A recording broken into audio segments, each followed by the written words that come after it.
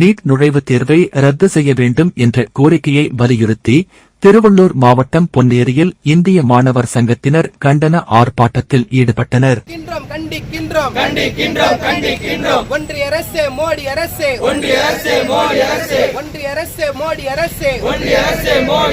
ரத்து செய், ரத்து செய், ரத்து செய், ரத்து செய், ரத்து செய், ரத்து செய்.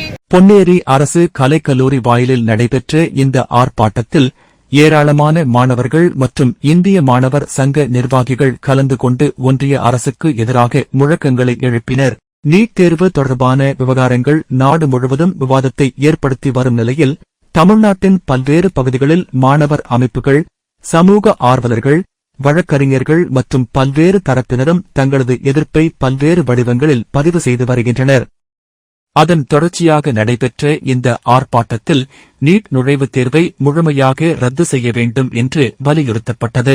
மேலும் நீட் தேர்வு தொடர்பான முறைகேடுகள் மற்றும் வினாத்தாள் கசிவு விவகாரங்களுக்கு தார்மீக பொறுப்பேற்று ஒன்றிய கல்வித்துறை அமைச்சர் தர்மேந்திர பிரதான் பதவி விலக வேண்டும் என்றும், மாணவர்களின் கல்வி உரிமையை பாதிப்பதாக கூறப்படும் தேசிய கல்வி முகமையை கலைக்க வேண்டும் என்றும் கோரிக்கைகள் முன்வைக்கப்பட்டன.